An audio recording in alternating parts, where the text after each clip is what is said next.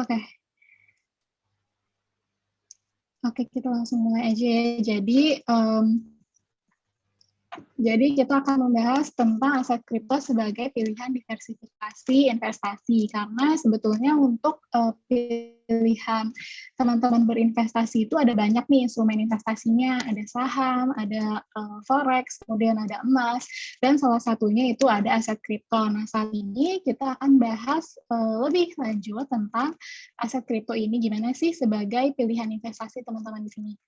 Sebelumnya mau disclaimer dulu, memang kalau semua sih sebetulnya semua pilihan instrumen investasi itu ada resikonya masing-masing. Jadi nggak hanya misalnya instrumen investasi aset kripto aja nih yang beresiko, tapi instrumen investasi lain pun juga sama ada resikonya. Cuma memang tergantung nih dari pribadi kalian, resiko seperti apa yang sanggup untuk kalian ambil gitu. Nah, kurang lebih, jadi ini semua informasi yang saya sampaikan hari ini bukan bersifat financial advisor ya. Jadi ini kita hanya sharing aja hari ini supaya teman-teman juga bisa lebih mengenal dengan investasi aset kripto ini.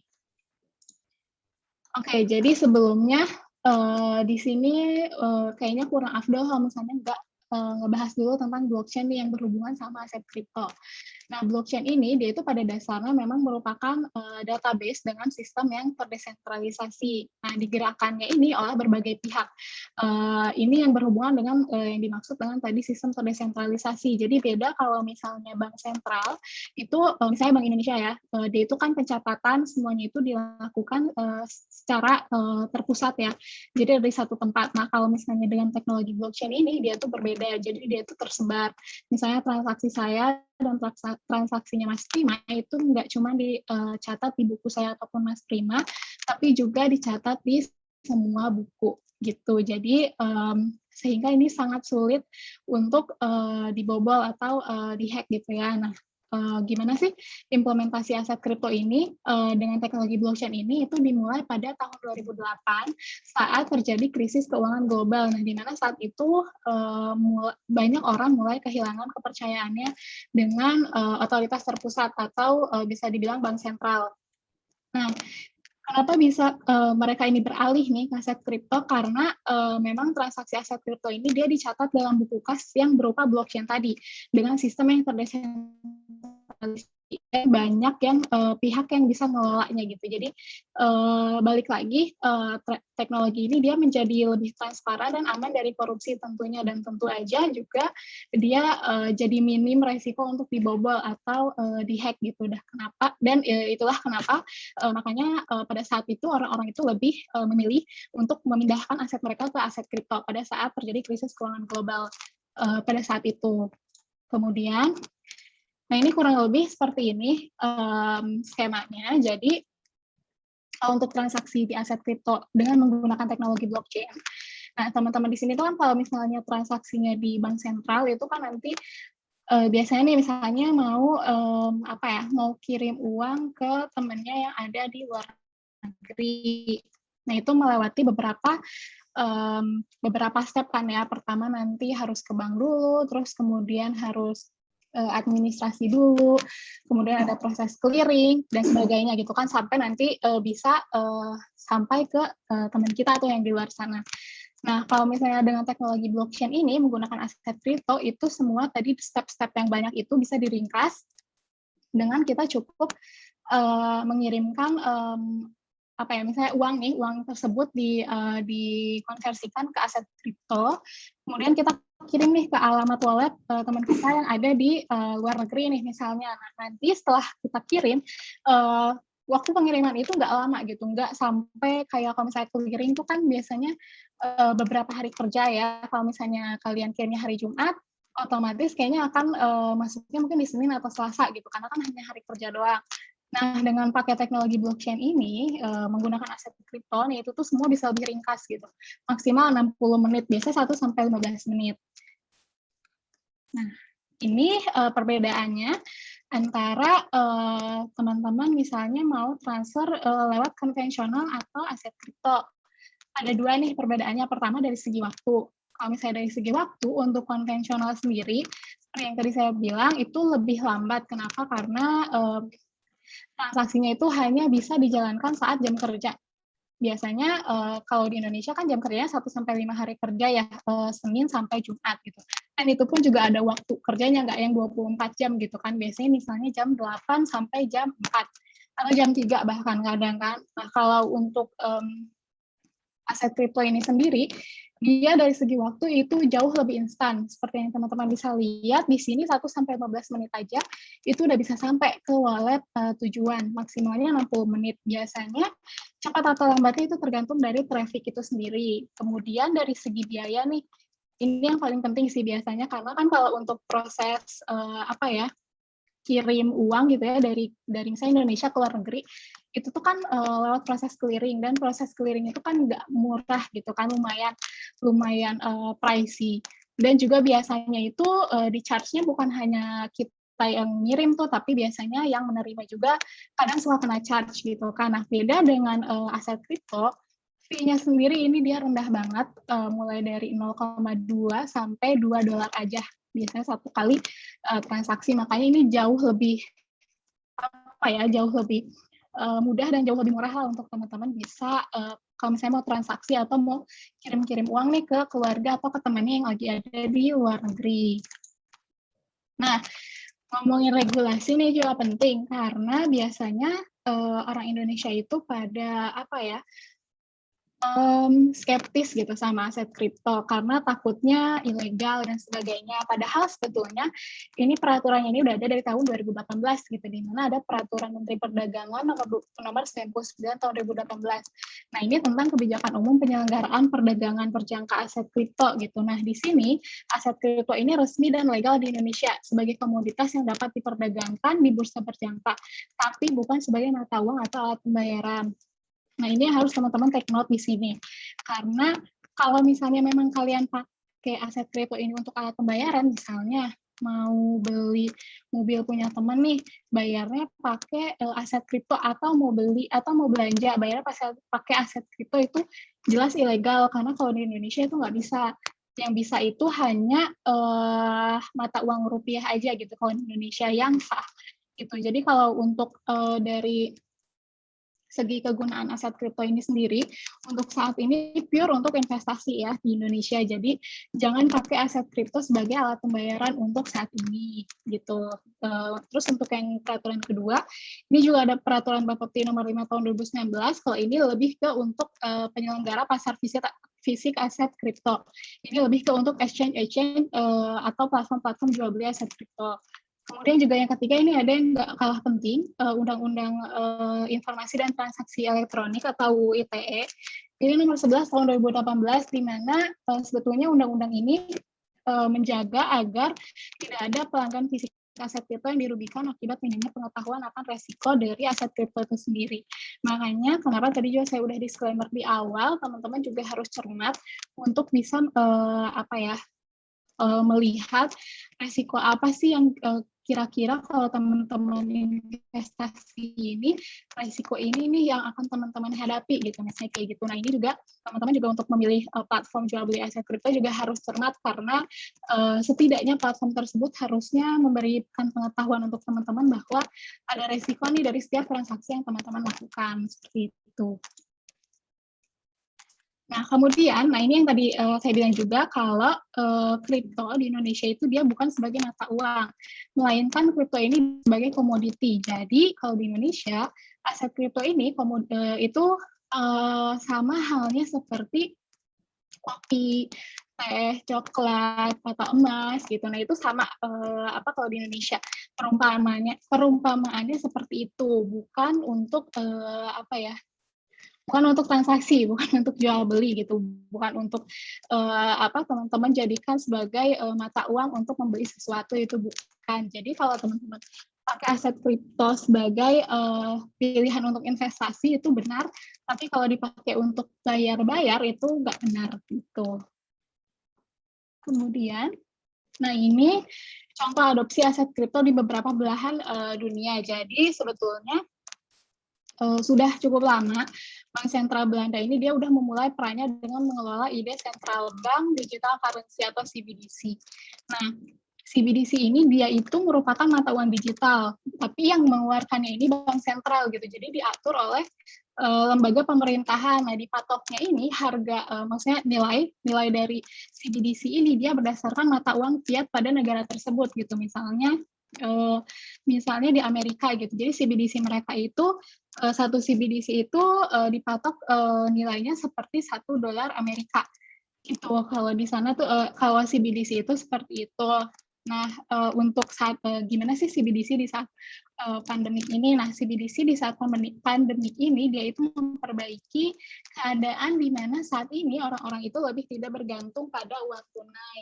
Nah, ini juga yang sering kita temui hari-hari, mungkin teman-teman juga udah melakukan hal tersebut ya, udah nggak bergantung dengan uang tunai, di mana kita saat ini cashless gitu kan, bayar apa-apa biasanya pakai debit, pakai OVO, atau pakai GoPay gitu kan. Nah, CBDC ini kurang lebih akan seperti itu gitu, jadi akan bikin sebenarnya dia juga sama gitu, dia nilainya nilai mata uang negara tersebut, tapi ya kita pembayarannya cashless gitu. Nah, kurang lebih kayak gitu karena mata uang tersebut tuh akan didigitalkan gitu. Nah, sebetulnya Cina ini dia merupakan negara pertama yang mengembangkan mata uang blockchain dan berencana untuk mengubah dunia ekonomi dengan blockchain. Nah, dia itu meluncurkan mata uang digitalnya, yaitu Yuan Digital China, dan sudah menunjukkan prototipe aplikasinya. Nah, Cina sendiri mereka itu sudah berniat untuk bahkan udah ada prototipenya sih untuk membuat CBDC mereka sendiri, yaitu Yuan Digital China. Nah, bisa dibayangkan ya, jadi kalau misalnya Indonesia nih nantinya kalau misalnya China ini memang udah mulai mengimplementasikan Yuan Digital China, otomatis jual belinya kan mereka akan menggunakan mata uang digital ini kan. Nah, gimana sih dengan di Indonesia? Nah, kalau di Indonesia ini, mungkin kalau teman-teman ada yang udah sering baca berita atau mungkin sering lihat-lihat juga berita di sosial media, ini ada suatu berita dari Bank Indonesia yang berkaitan dengan digital rupiah ini, di mana digital rupiah ini dia menghadirkan pilihan instrumen pembayaran berbasis teknologi. Jadi digital rupiah ini dia CBDC-nya Indonesia gitu loh, yang dikeluarkan oleh Bank Indonesia. Nah, saat ini memang setahu saya sih belum keluar ya CBDC-nya, cuma memang mungkin lagi sedang dirancang. Nah, jadi digital rupiah ini dia representasi uang digital yang menjadi simbol kedaulatan negara. Nah, pasokannya ini nanti bisa ditambah atau dikurangin oleh bank sentral untuk mencapai tujuan ekonomi. Jadi digital rupiah ini dia CBDC yang dikeluarkan oleh Bank Indonesia yang tentunya diatur dalam regulasi pemerintahan gitu. Nah, ini kita tunggu aja nanti kabarnya gimana digital rupiah ini, dan nanti kira-kira akan seperti apa nih digital rupiah ini. Tapi setidaknya Indonesia juga sudah mulai menilik nih ke arah CBDC. Nah, kemudian ini nih yang paling penting. Saya nggak tahu sih di sini rata-rata udah mulai investasi atau belum, mungkin di sini rata-rata udah banyak yang udah punya portofolio investasinya sendiri. Tapi kalau ada yang belum, harus banget punya salah satu. Saya sih nggak menekan kalian harus punya instrumen investasi aset kripto, tapi setidaknya harus punya salah satu. Itu kan bisa banyak, ada saham, ada emas, kemudian ada aset kripto juga gitu kan. Setidaknya kalian punya gitu salah satu dari sekarang gitu, mau instrumen investasi apapun itu, karena sebetulnya sama aja. Maksudnya sama-sama untuk tujuan investasi gitu, cuman bedanya mungkin dari segi resiko, dari diversifikasi asetnya yang berbeda gitu. Jadi itu tergantung kalian, tapi kalian harus punya minimal satu. Nah, kalau dulu kan mungkin kalau milenial pengen investasi gitu ya, misalnya di saham atau di apa tuh perlu modal yang cukup besar. Nah, kalau zaman sekarang itu kalian cuma butuh minimal 50.000 doang udah bisa punya instrumen investasi. Nah, terus kemudian juga kenapa ini khusus di aset kripto ya. Terus kenapa sih di aset kripto ini bisa lebih memudahkan milenial nih dalam segi investasi. Nah, karena untuk aset kripto sendiri ini dia gampang banget untuk dibeli ataupun dijual. Teman-teman bisa menemukannya di platform-platform jual beli aset kripto di Indonesia. Nah, kemudian ya caranya mudah banget sih sebenarnya.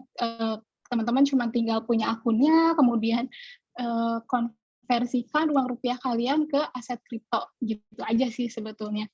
Nah, kalau di aset kripto sendiri, jam operasionalnya itu 24 jam kali 7 hari. Jadi nonstop gitu, teman-teman. Misalnya, let's say misalnya mau beli aset kripto, tiba-tiba nih malam-malam kepikiran pengen beli aset kripto, itu bisa gitu, nggak harus nunggu besok paginya, nggak harus nunggu Senin, atau nggak harus nunggu hari-hari weekday gitu kan. Nah, teman-teman juga bisa beli itu di weekend dan di jam malam juga boleh gitu, karena kita bukannya aset kripto ini 24 jam 7 hari gitu, jadi fleksibel banget. Kemudian dari segi fee transaksi sendiri itu rendah. Kalau di toko kripto itu 0,1% aja per transaksi, per sekali transaksi gitu. Kemudian itu untuk transaksi jual beli ya. Kemudian diversifikasi asetnya juga lebih mudah. Kenapa? Karena kalau di aset kripto itu ada namanya utility token dan stable coin. Sorry. Utility token itu token-token yang memang dia punya project gitu lah. Jadi kemunculan token tersebut itu karena adanya sebuah project, adanya kegunaan dari token tersebut. Misalnya yang dikeluarkan sama toko kripto, TKO token, nah itu juga termasuk utility token. Atau banyak sih sebetulnya sekarang Matic, kemudian Polkadot juga itu termasuk. Nah kalau stablecoin itu USDT, kemudian BIDR, jadi dia back asetnya itu fiat. Kalau USDT itu back asetnya dia US dollar, kalau BIDR itu dia back asetnya rupiah gitu. Jadi dia stabil gitu, segitu-segitu aja harganya. Kemudian, nah aset kripto ini dia performanya positif nih saat perekonomian sedang menurun, itu juga terlihat dan terbuktikan pada saat awal pandemi tahun kemarin ya, di mana saat itu memang beberapa instrumen investasi mengalami penurunan, sedangkan untuk aset kripto sendiri memang sempat ada penurunan, tapi sebentar aja, habis itu dia naik lagi. Gitu, makanya pada saat kemarin pandemi itu cukup banyak, kenapa naik? Karena cukup banyak orang yang mulai mengalihkan aset mereka atau kekayaan mereka ke aset kripto. Itulah kenapa harganya jadi naik, kemudian juga demand-nya juga jadi naik, seperti itu.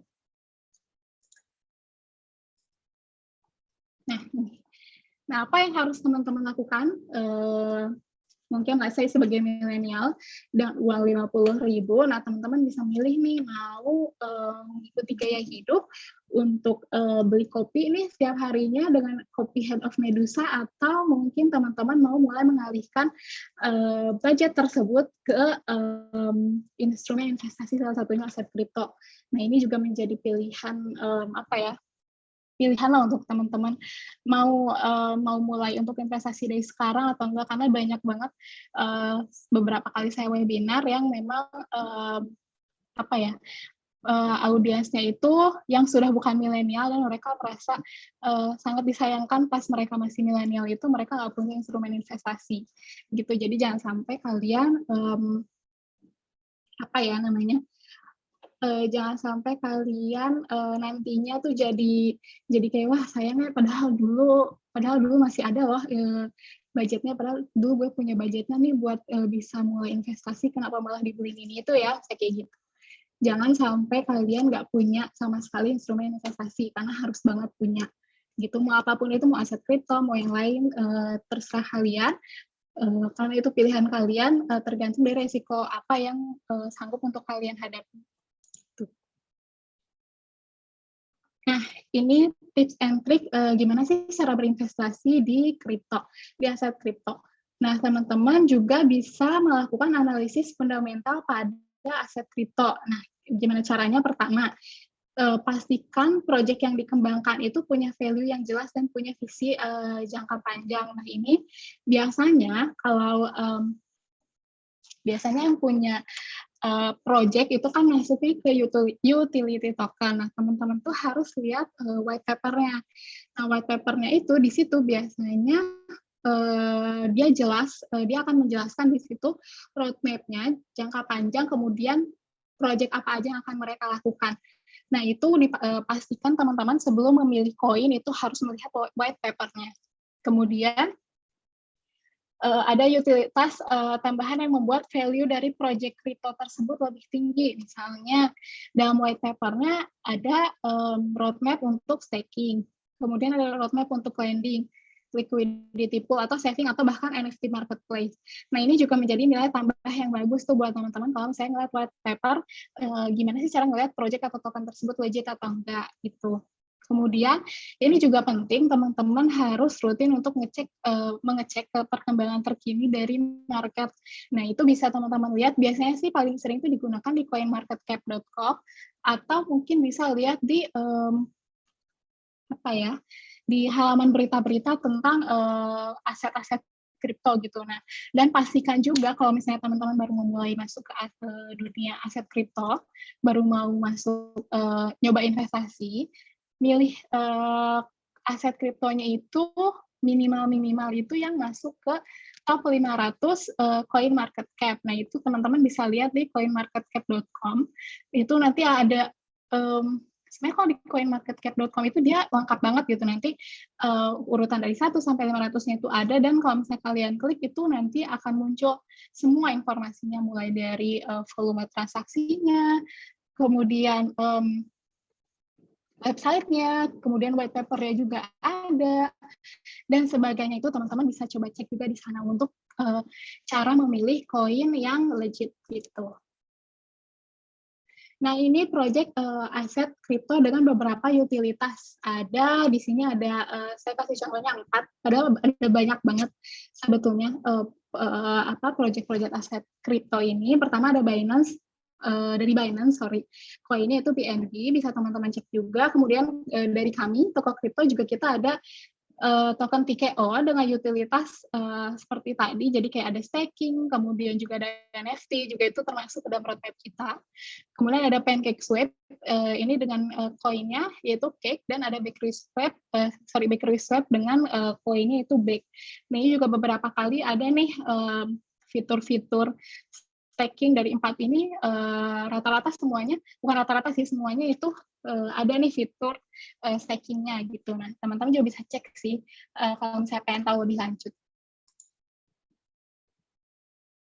Nah, kemudian ada 2 konsep yang digunakan dalam investasi atau trading aset kripto. Sebetulnya untuk dari segi konsep, kemudian dari segi cara untuk analisa itu tuh kalau teman-teman di sini udah sebagai trader saham ataupun apapun, sebetulnya sama aja, secara keseluruhan itu sama gitu. Cuman mungkin ada beberapa perbedaan, itu hanya diversifikasi asetnya aja. Jadi kalau di aset kripto juga sama dengan trading lainnya, ada short term, jadi teman-teman bisa scalping atau swing trading. Ya scalping ya harian gitu ya, pagi beli malam pagi beli malam dijual misalnya kayak gitu, atau swing trading beberapa hari gitu kan. Atau mungkin untuk teman-teman yang bukan baru join ya, baru memasuki dunia aset kripto, itu bisa pilihan long term ini, yaitu investasi atau hal jangka panjang. Nah, biasanya saya selalu merekomendasikan teman-teman yang memang belum punya ilmu misalnya untuk untuk analisis misalnya, untuk lihat chart atau sebagainya, masih bingung nih, tapi pengen nih punya aset kripto, itu kalian tetap bisa kok gitu dengan cara menjadi investor atau investasi hold jangka panjang gitu. Jadi caranya cukup beli dan didiamin biasanya 1 atau 2 tahun, biasanya sih 2 tahun lah ya, 2 tahun. Nanti setelah misalnya udah ada yang jual, itu bisa gitu. Jadi nggak harus sebetulnya untuk di aset kripto ataupun kayak di semuanya juga nggak harus yang bisa banget langsung pas terjun itu langsung bisa untuk analisis, itu juga harus sih kalau menurut saya ya, karena kalian juga masih punya untuk menjadi investor gitu, hanya untuk investasi aja. Nah, ini juga yang tadi saya bilang, jadi indikator umumnya itu sebetulnya untuk trading atau investasi aset kripto itu nggak jauh beda dengan saham gitu. Pasti teman-teman di sini yang udah sering trading gitu ya, pasti juga sama-sama pernah mendengar moving average, kemudian MACD, RSI, atau Bollinger Band. Ini juga semuanya kalau saya baca sih rata-rata sama ya sama yang saham gitu kan. Nah, beberapa indikator lainnya. Nah, ini tergantung memang indikator-indikator ini tergantung dari trader itu sendiri gitu. Dia lebih nyamannya pakai indikator apa dan memang rata-rata mau aset kripto ataupun mau saham itu sama gitu untuk indikator dan cara analisisnya juga biasanya sama. Nah, ini ada triangles in trending market. Jadi ini sedikit aja sih sebetulnya. Jadi kalau misalnya teman-teman lihat di sini ada bull market dan bear market. Ini biasanya sering sih masuk kayak misalnya di news atau di mana market lagi bull, market lagi bear, misalnya kayak gitu. Nah, ini kurang lebih kalau misalnya teman-teman lihat di patternnya suatu koin tersebut, misalnya patternnya kayak gini ya, let's say patternnya kayak gini. Yang atas ini, garis atas ini adalah garis resisten. Garis bawah ini adalah garis support. Nah, biasanya kalau bull market itu, kalau dia menyentuh garis resisten, biasanya dia akan bounce back. Biasanya ya, bounce back. Nah, mungkin di sini nanti kalau misalnya ada yang memang udah sebagai trader yang yang berpengalaman, nanti boleh koreksi aja kalau misalnya salah. Kemudian kalau misalnya si garisnya ini dia menyentuh atau dia melewati garis resisten, dia biasanya akan naik lagi dan sampai membentuk resisten yang baru gitu, biasanya kayak gitu. Nah, kalau bear market itu kebalikannya, sebetulnya sama aja kayak tadi, cuman dia kalau misalnya menyentuh garis yang bawah atau garis support itu biasanya dia akan turun lagi. Nah, kurang lebih seperti itu dan setahu saya sama aja ya dengan yang saham, dengan tren marketnya saham juga kayak kurang lebih sama sih kayak gini gitu, nggak jauh berbeda gitu. Ini juga sama. Nah, kurang lebih kayak gini juga nih kalau di aset kripto, contohnya ini ada Binance Coin atau BNB. Nah, kalau seperti yang tadi saya bilang, ini kan dia menyentuh garis yang atas kan, garis resisten. Nah, dia juga akan naik. Dia akan naik gitu karena dia menyentuh dan melewati garis tersebut. Sama seperti ini. Nah, ketika dia menyentuh dan bahkan melewati garis yang bawah atau garis support, nah itu juga dia malah akan jadinya turun gitu sih, trennya ini akan turun. Nah, kurang lebih kayak gitu sih, simpelnya gitu kan. Nah, mungkin nanti kalau misalnya pengen tahu lebih lanjut gimana cara untuk menganalisa, kemudian pakai indikator ini dan sebagainya, kalian juga bisa ikut di Trabarnya Toko Kripto, karena di situ ada yang memang sebagai trader ahli toko kripto yang bisa menjelaskan lebih lanjut dan lebih rinci gimana sih cara menggunakan indikator A, B, dan C. Itu bisa teman-teman pelajari juga gitu. Di sini cuma kurang lebihnya aja ya, karena kurang lebih seperti yang saya bilang itu sama cara bacanya dengan trading saham. Gitu.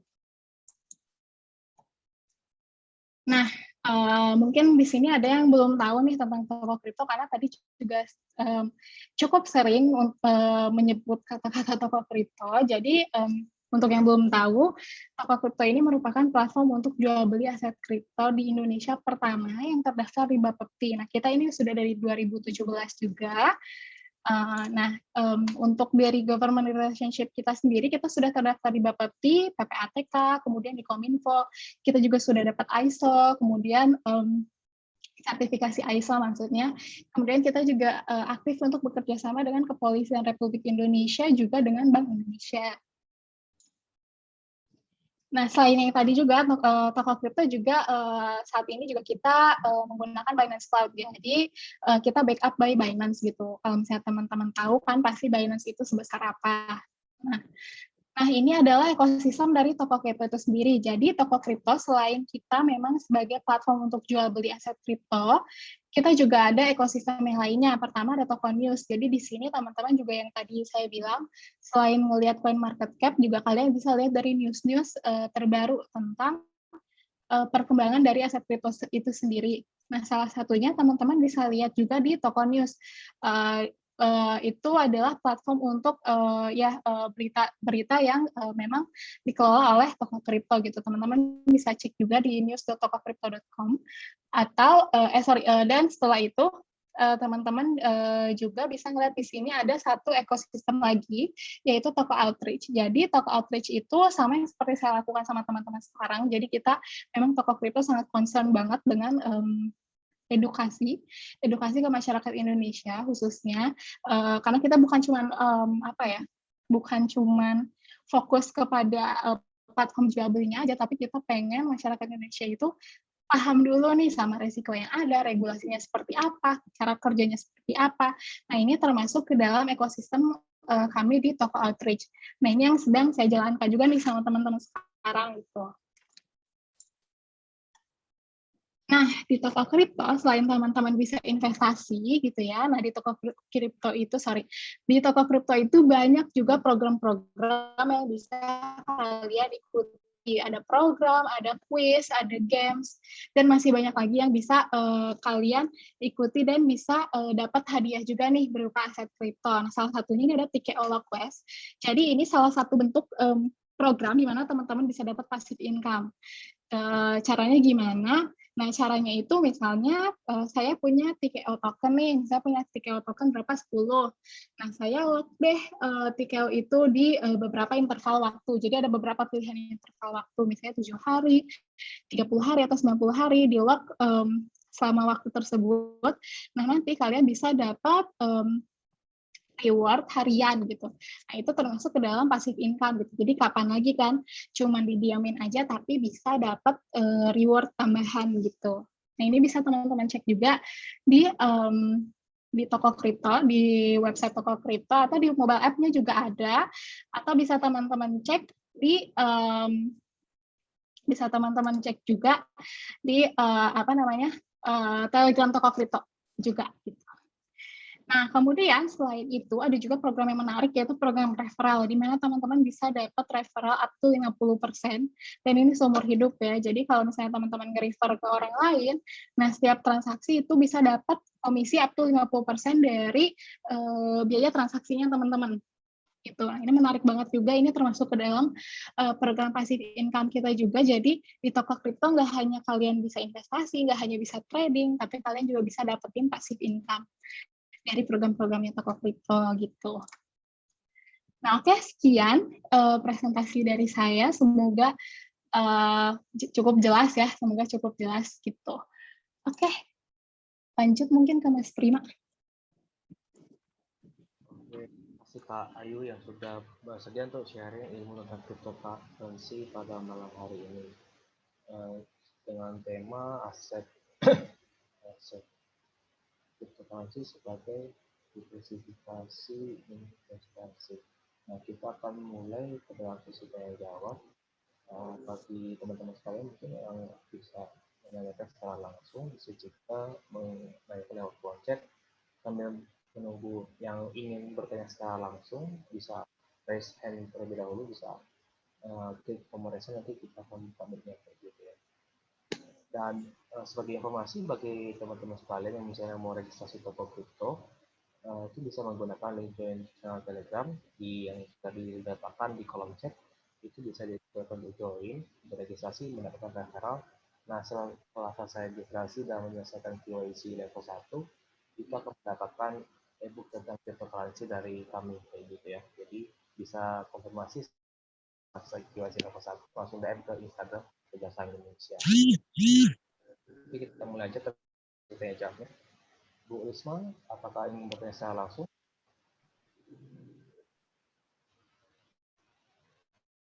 Risma Tambono?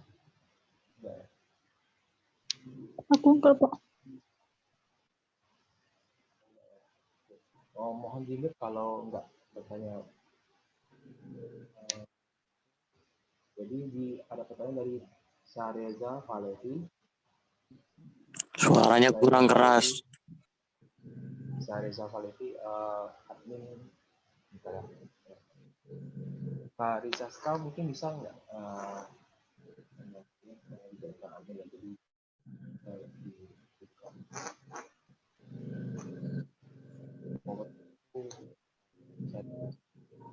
peraturannya ya. Kak Rizaska. Oke, mungkin saya baca aja ya sambil nunggu Kak Rizaska.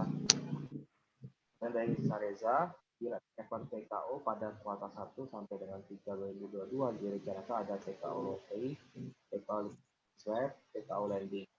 Itu bukan sekedar perdagangan komoditas saja yang diawasi Bapepti. Apakah tidak perlu kiranya profit itu juga meminta izin OJK untuk produk keuangan seperti trading TKO, TKO lottery, TKO swap, TKO lending yang produknya juga serupa seperti institusi jasa Suaranya kurang keras, Bang. Halo, halo, halo. Ya udah kedengaran. Oke, dari Sareza itu pertanyaan di paper TKO pada kuartal sampai dengan 3 2022 direncanakan ada TKO lottery, liquid web, lending. Jadi bukan sekedar perdagangan komoditas berjangka saja yang diawasi Bapepti. Apakah tidak perlu kiranya toko kripto juga meminta OJK untuk produk keuangan TKO security swap, TKO lending yang produknya juga serupa seperti institusi jasa keuangan konvensional yang diawasi oleh OJK. Mungkin bisa dijawab Kak Ayu, silakan. Oke, terima kasih. Terima kasih untuk Kak Syariza sudah baca white paper TKO ya. Oke, jadi memang untuk TKO lottery, kemudian liquidity dan lending ini memang masuk ke dalam roadmap-nya TKO gitu dari by toko kripto.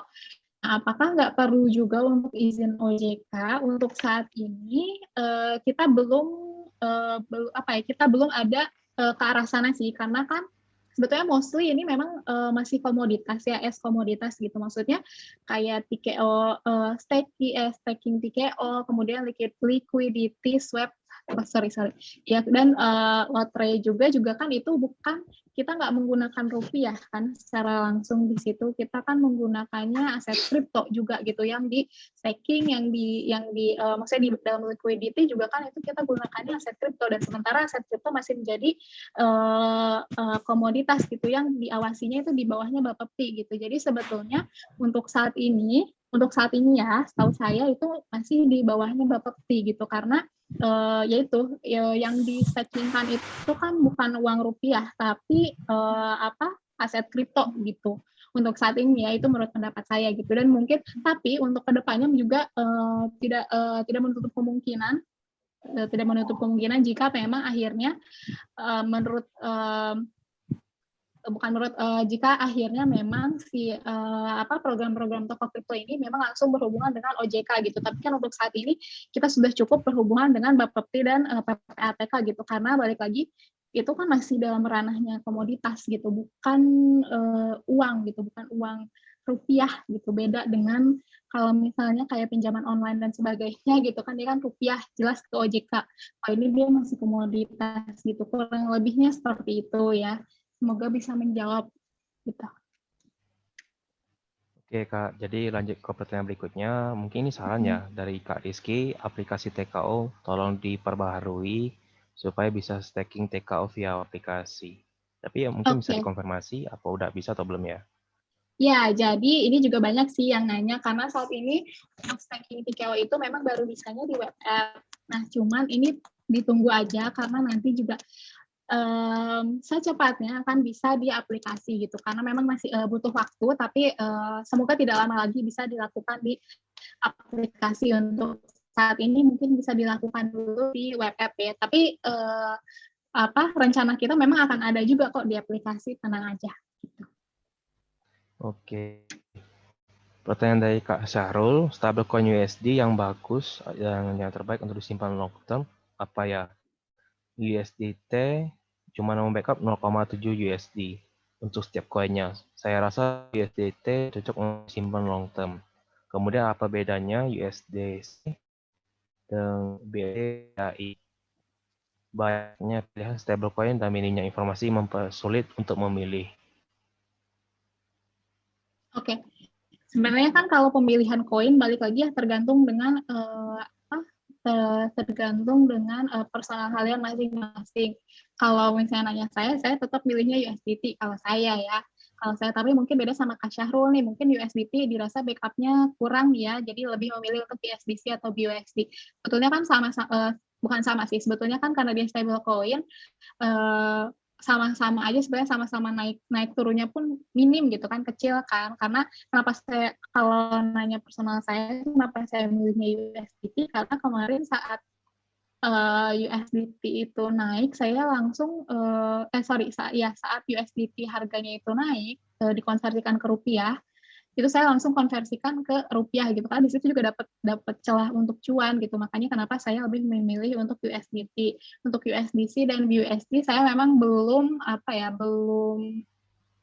terlalu masuk tuh ke arah sana. Cuman kalau misalnya balik lagi, pemilihan koin itu tergantung dari pribadi masing-masing sih kalau menurut saya gitu. Terus juga tadi bilang minimnya informasi mempersulit untuk memilih.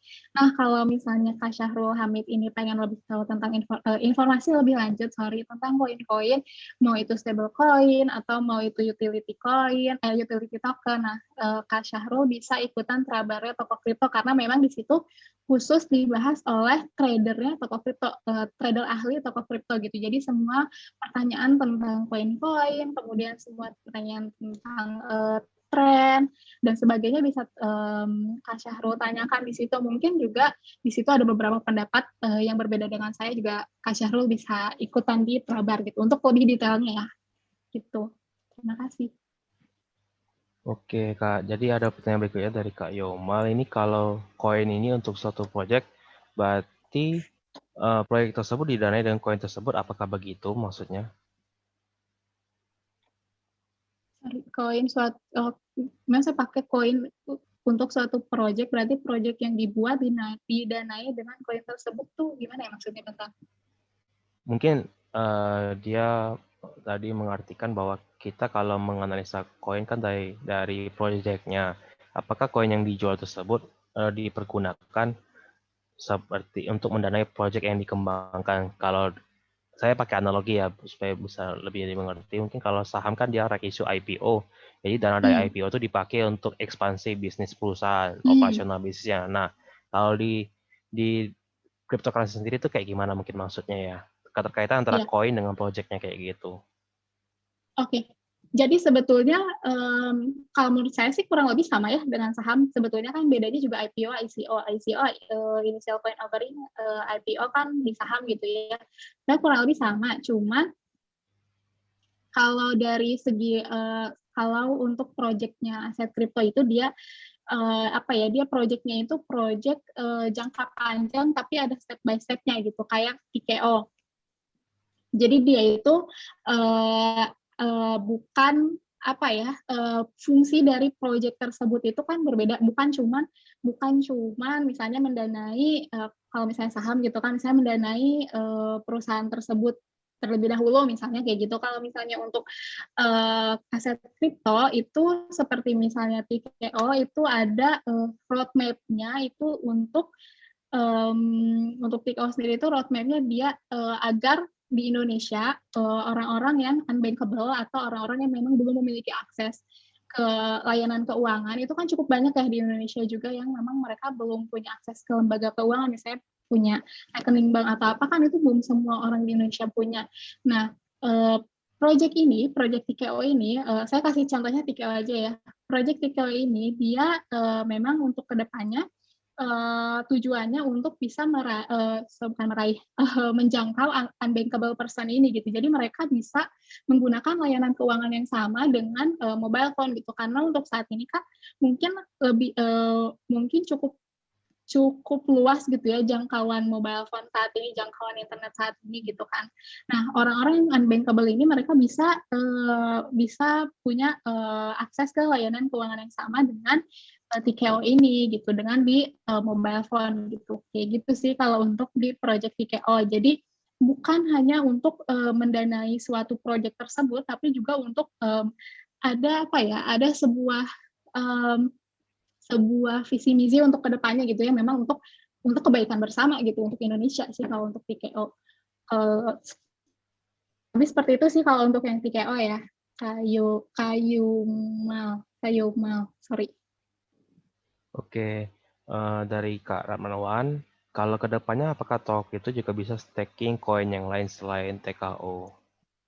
Oke, kalau untuk saat ini belum ya.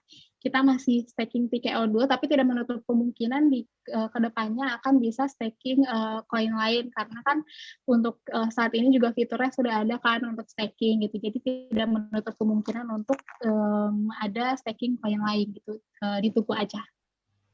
Oke, kalau berikutnya untuk convert koin dari sisa TKO ke kapan di launch? Pertanyaan dari Kak Rizky. Nah, ini juga sering banget yang tanya dari dulu ya, bukan hanya sisa koin ke TKO ya.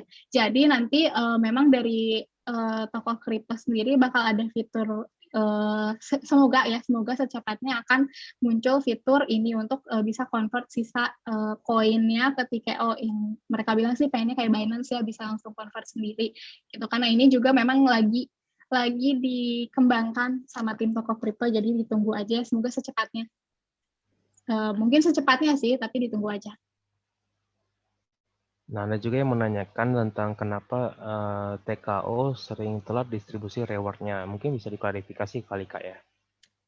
Iya, jadi gini, untuk distribusi reward itu tuh kadang kadang memang ada dua ini sih, dua sisi sih. Kadang tuh karena untuk distribusi itu kan harus kita by system ya, dan itu harus sekaligus gitu, nggak bisa yang misalnya ada 20 orang yang harus didistribusi, kemudian ini baru 18 nih yang datanya lengkap gitu. Jadi 18 dulu deh, duanya nanti. Itu tuh agak susah gitu untuk seperti itu, karena by system bukan manual gitu kan.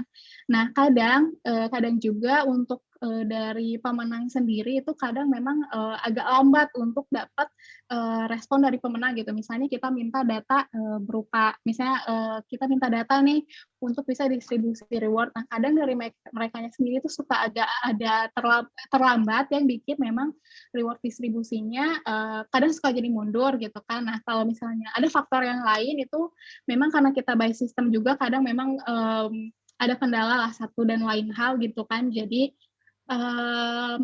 kita juga mohon maaf gitu kalau misalnya toko kripto sering telat untuk distribusi reward gitu ya. Cuman bukan berarti kita juga diam kok, tenang aja. Kita bukan berarti pas distribusi tersebut telat ya kita diamin aja gitu, kayak gitu enggak kok. Karena kadang juga mungkin ada kendala di beberapa pihak, di beberapa departemen. Jadi itu juga tetap kita follow up gitu. Jadi tenang aja, walaupun misalnya ada telatnya, tapi tetap pasti akan terdistribusi gitu. Ditunggu aja. Iya, kemudian ada yang hold event TKO, apakah sudah landing? Mungkin landing reward-nya kali ya? Iya, ini kalau terkait reward bisa ditanyakan aja langsung ke support@tokocrypto.com ya. Kalau misalnya belum memang belum lah, nanti dibantu oleh tim support kita. Oke, jadi kalau untuk terkait dengan reward dan sifatnya teknis, mungkin ya kalau kayak gitu kita langsung ke pertanyaan yang non teknis saja kayak gitu ya. Nah, kenapa TKO itu jadinya token bukan koin? Dapatnya TKO memiliki blockchain sendiri berhubung toko kripto masih didukung oleh Binance Smart Chain. Oke. Jadi TKO itu kita kenapa token, karena kita punya project sih. Karena kita punya project, maksudnya kita bukan yang kita utility token, maksudnya kita termasuk ke utility token. Makanya kenapa masuk ke utility token, karena kita ada projectnya nih, project kedepannya seperti yang teman-teman juga pasti tahu lah, project TKO juga sudah mulai keluar nih, kayak staking dan sebagainya gitu kan, itu juga sudah mulai dirasakan gitu kan.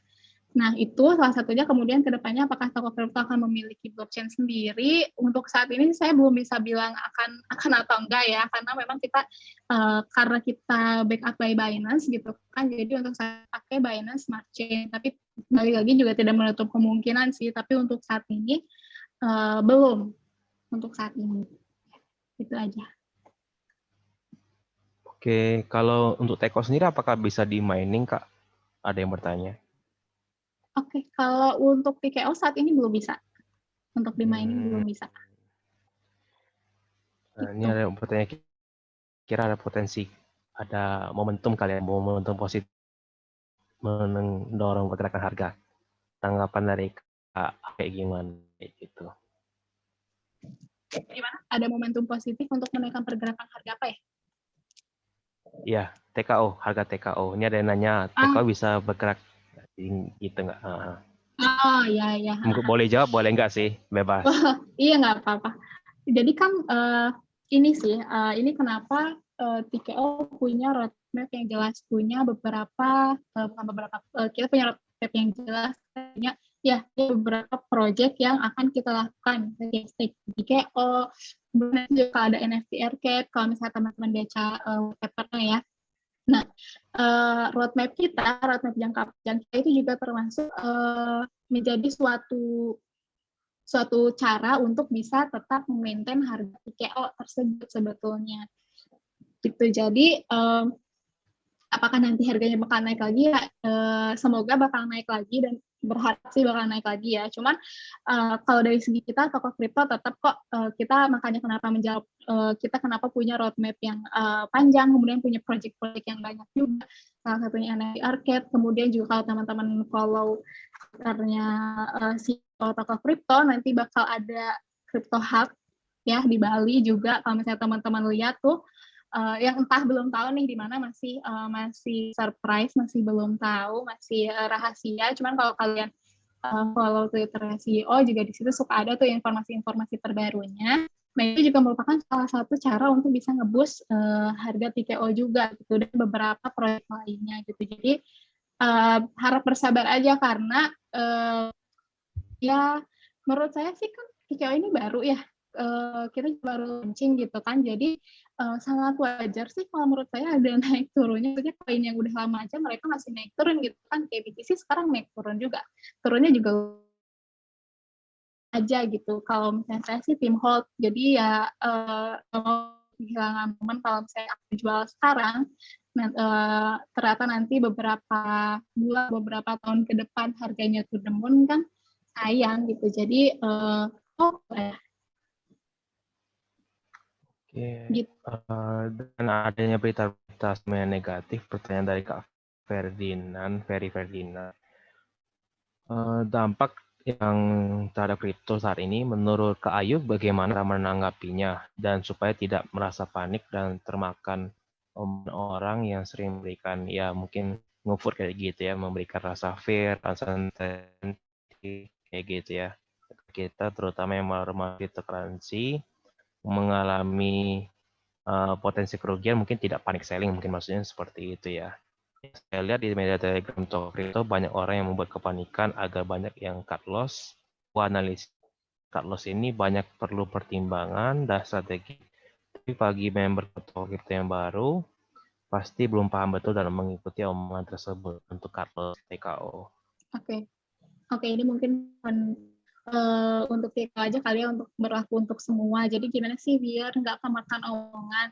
Karena memang kalau misalnya untuk mungkin juga di saham ya, kalau misalnya untuk trading itu trading atau misalnya investasi itu kita harus pertama harus harus sabar lah gitu. Ini pun latih kesabaran, benar latih kesabaran. Terus juga harus punya manajemen, harus bisa memanage siko gitu kan. Terus itu jangan gampang ikut-ikutan, jangan karena misalnya sekarang lagi hype nih langsung masuk gitu kata teman kali, misalnya masuk koin ini aja soalnya masuk koin ini, tapi tanpa alasan jelas gitu. Misalnya dia nggak ngasih, ini analisisnya bagus nih, ini dilihat deh dari sejarah di chartnya, dari sejarah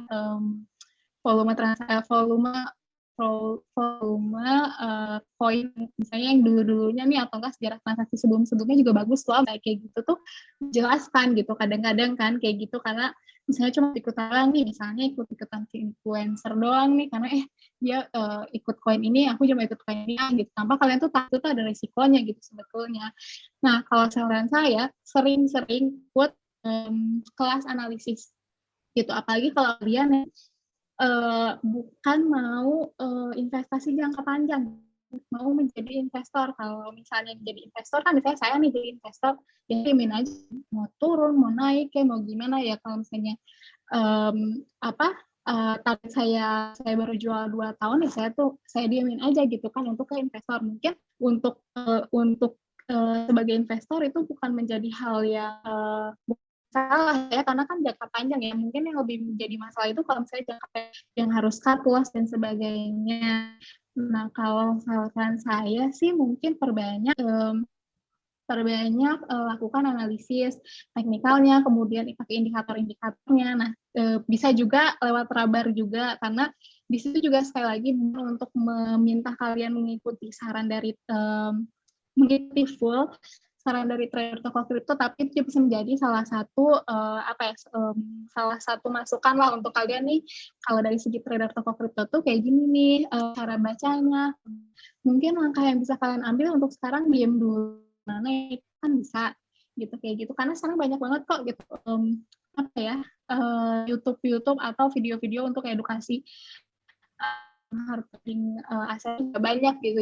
Jadi kalau mau ikut-ikutan teman yang memang bisa analisis gitu, setidaknya bisa analisis gitu, dan analisisnya memang jelas gitu sih kata aku. Dan kalau misalnya kata aku juga, kalau kata saya sih, kalau kalian emang takut untuk loss, lebih dulu aja gitu, diam dulu aja kalau saya ya. Memang nggak tahu kita harus hold sampai kapan gitu kan. Cuman setidaknya dengan hold itu kalau pandangan saya tidak mungkin sampai 0, kecuali kalau aset kriptonya nggak legit gitu kan. Tapi kalau kalian pilihnya kayak Bitcoin, BNB, misalnya CPKO dan sebagainya, pokoknya yang masuk ke di atas 500 coin market cap, peringkat 500 coin market cap, seharusnya kalian nggak usah takut sih, dan asalkan roadmap-nya jelas, white paper-nya jelas dari project tersebut. Gitu. Jadi kalau misalnya daripada cut loss, mending hold kalau saya ya, gitu sih. Gitu. Dan lebih baik misalnya kalau kalian mau ini ya lockout aja gitu akunnya gitu kan, jangan dilihat-lihat dulu sampai kalian rasa siap untuk ngelihat, karena biasanya kalau kalian nggak siap itu kalian ngeliatin terus keadaan pasar, wah ini turun sekarang turun lagi kayak gitu ya, jelas lah jadi apa nanti ya ada baiknya jangan dilihat dulu gitu sih kalau kata saya. Ini apakah kripto sudah OJK tadi udah jawab ya. Jadi toko kripto ini itu diawasi oleh Bapepti dan diregulasi oleh Bapepti, karena toko kripto ini adalah produk komoditas ya, kayak gitu. Ke pertanyaan berikutnya, kenapa koin di toko kripto tidak banyak yang bisa diperjualbelikan dengan rupiah? Kebanyakan harus ditukar dulu dengan koin alternatif seperti USDT atau BUSD. Itu dari Pak Wawan. Yang kedua, dengan banyak beredar koin kripto beredar, bagaimana toko kripto memilih koin tersebut untuk bisa dijualbelikan di toko kripto? Silakan Kak, ayo. Iya, jadi apa koin di toko kripto banyak yang pairing-nya di IDR kali ya, nggak bisa ditukar sama rupiah. Nah, ini bukan akan ada, tapi kita on proses kok gitu. Biasanya kan kita juga kadang setiap minggu selalu pairing kan, misalnya pairing baru nih sama IDR, ada koin apa udah bisa nih diperdagangkan di IDR. Jadi kalau karena untuk saat ini memang belum banyak, cuman kalau kita sih saat ini udah mulai selalu ada lah gitu tambah koin baru yang pairing-nya dengan BIDR. Terus kemudian untuk pertanyaan kedua, bagaimana kita mungkin lebih ke ini kali ya, gimana kalau koin-koin yang di luar itu listing di toko kripto. Pertama, ini juga artikel kok hari ini.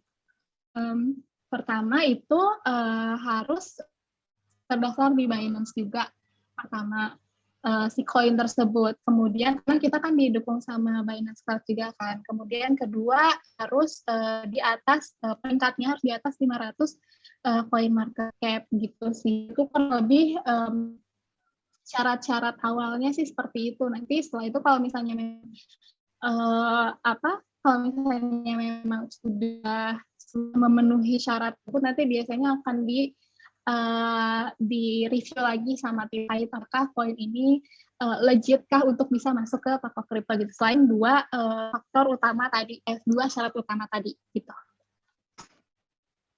Oke, kalau begitu pertanyaan berikutnya, bagaimana perkembangan regulasi pajak transaksi kripto dan bursa kripto? Apakah toko kripto juga ikut dilibatkan dalam rancangan hukum yang menaunginya, mungkin kayak gitu kayak oleh pemerintah?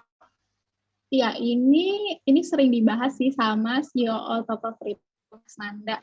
Nah, untuk saat ini memang seperti tadi saya bilang sering banget apa ya, diskusi bareng sama Bank Indonesia, kemudian juga pemerintah terkait lah ya. Nah, untuk tentang pajak, untuk saat ini kan kita belum kena pajak ya untuk saat ini.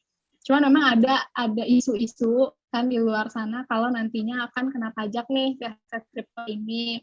Nah, untuk saat ini memang toko kripto masih sangat-sangat aktif sih untuk di pemerintahan Indonesia. Jadi kalau untuk sekarang tenang aja sih, belum kena nih aset kripto, belum kena pajak gitu. Tapi kita belum tahu ya kalau kedepannya gitu, bisa jadi ada perubahan regulasi atau seperti apa. Cuman pasti toko kripto akan update terus juga regulasi di Indonesia seperti apa lewat toko news tadi, karena memang biasanya CEO toko kripto sih ada yang sangat aktif dengan kepemerintahan. Jadi tunggu aja kalau misalnya nanti update terbaru ya tentang pemerintahan di Indonesia. Oke, mungkin ini dua pertanyaan terakhir ya sebelum ditutup kali ya. Oke. Ini pertanyaan dari Kak James Mazora. Kripto ini kan komoditas, bukan instrumen pembayaran yang sah, dan tidak dapat liquid bila terjadi post Mayer di kemudian hari. Apakah invest long term aman untuk aset kripto ini? Dapat dijadikan rujukan bagi pemula di bidang ini? Mohon pencerahannya. Oke. Ya, jadi kalau untuk inilah kenapa kalian harus pilih pedagang atau platform jual beli aset kripto yang memang sudah terdaftar di Bapepti atau memang sudah teregulasi lah di Indonesia gitu ya. Karena setahu saya kalau untuk yang terdaftar di Bapepti ya maksudnya dan yang teregulasi di Indonesia itu ada beberapa aspek yang harus diperhatikan gitu. Contohnya kayak keselamatan dana dari nasabah juga itu sangat diperhatikan sih oleh Bapepti ya. Jadi kita nggak akan bisa lolos kalau misalnya kita tidak kita tidak mempertimbangkan misalnya nanti kalau misalnya bukan force major nih, misalnya kalau tiba-tiba amit-amit nih CEO platform jual beli A misalnya dia kabur nih, terus duitnya dibawa kabur nih. Nah, kalau yang sudah regulasi dan terdaftar di Bapepti itu nggak akan terjadi karena pengawasan dari Bapepti-nya tuh sangat ketat gitu. Bahkan mungkin si uangnya itu nggak bisa dibawa kabur sama CEO-nya gitu karena setahu saya sih itu ada campur tangan dari pemerintahnya juga gitu. Maksudnya dalam segi keamanan ya gitu. Jadi untuk itu tenang aja. Nah, kemudian apakah investasi di kripto ini long term itu aman atau enggaknya itu balik lagi sih menurut saya tergantung dari platform yang kalian pilih pertama, terus kedua juga dari aset kripto yang kalian pilih. Jangan sampai kalian tuh pilih yang memang cuma lucu-lucuan doang gitu karena ini baru atau ini rekomendasi teman nih dia ngasih reward banyak nih tapi yaitu roadmap-nya nggak jelas, white paper-nya nggak jelas, orang-orang di balik project tersebutnya nggak jelas, kemudian nggak ada badan hukumnya atau nggak ada pemerintah backup dari pemerintahnya Indonesia atau gimana itu nggak ada.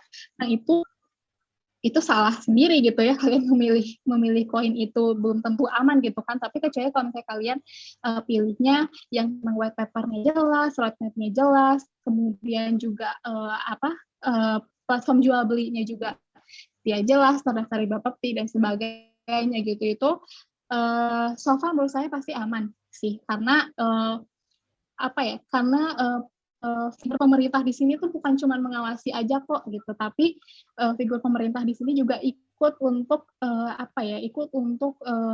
menjamin keselamatan atau keselamatan dari nasabah sendiri atau platform kripto itu sendiri gitu. Jadi jangan khawatir sebetulnya untuk justru saya sih lebih pilihnya long term karena menurut saya aman untuk kejiwaan gitu ya, daripada saya harus ngeliatin terus market tiap hari terus ngeliat naik turunnya lumayan gitu atau gimana gitu kan ya. Saya lebih memilih untuk long term dan aman juga gitu dari segi platform yang kalian pilih sih. Menurut saya itu platform dan koin yang kalian pilih itu sih yang paling penting kalau mau aman atau enggak.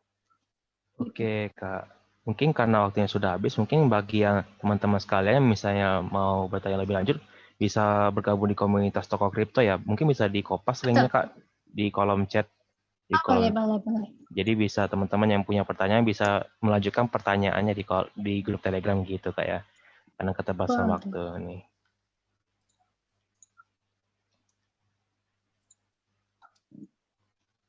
Nah, itu ya untuk Telegram grup resminya Toko Kripto. Di situ sering kok ada apa? Diskusi tanya jawab ya. Iya, diskusi, kemudian program-program, terus juga ada kuis-kuis, banyak hadiahnya lah gitu. Kalian bisa ikut di grup Telegram ini. Jadi yang pertanyaan belum terjawab bisa join, terus bisa tanya lebih dalam lagi kayak gitu ya ke Kak Ayu, dan mungkin tim Toko Kripto standby untuk menjawab pertanyaannya kayak gitu Kak ya. Oke, Iya, betul. mungkin ada pesan penutup dari Kak Ayu sebelum ditutup, silakan Kak. Ya, saya mau terima kasih untuk Mas Prima dan untuk teman-teman di sini juga udah menyempatkan waktunya nih untuk bisa diskusi santai nih malam ini. Jangan lupa harus punya instrumen investasi apapun itu, terserah kalian. Kalau kalian memang merasa belum sanggup untuk masuk aset kripto, misalnya pengen coba dulu yang lain boleh, tapi yang penting harus punya setidaknya satu. Dan jangan lupa juga kalian harus mitigasi resikonya ya, harus dipahami kalau semua instrumen investasi itu ada risikonya. Gitu aja sih. Oke, terima kasih Kak. Jadi Iya, demikian thank you. webinar pada malam hari ini dengan tema